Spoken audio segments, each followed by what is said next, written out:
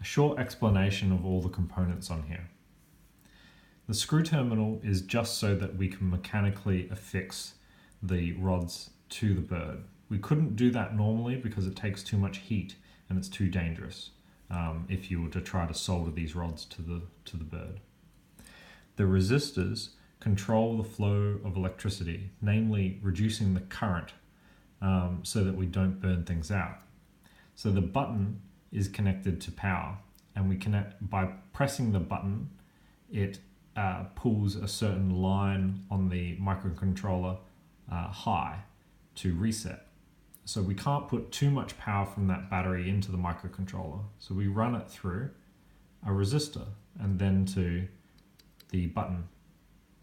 So it limits the flow, just like you can't drink out of the tap when it's, if the tap was directly open to you, you would put it into a cup first.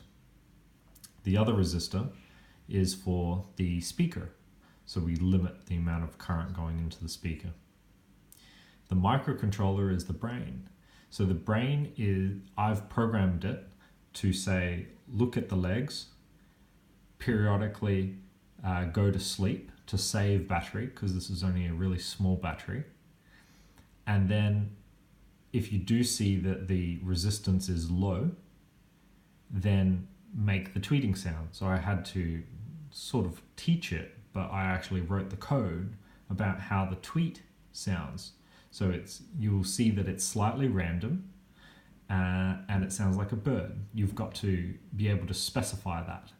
The frequency, so how many in a time period, and you've also got the modulation, so the tone. We've got a couple other resistors. They're mainly for the transistor, so that we're amplifying the signal coming through the legs. The PCB is basically a board that contains the wires, so we don't need to see them or manage them. You can see I've been more playful with routing these. They're arcs, if you can slightly see them in the light. Normally they're fairly straight lines.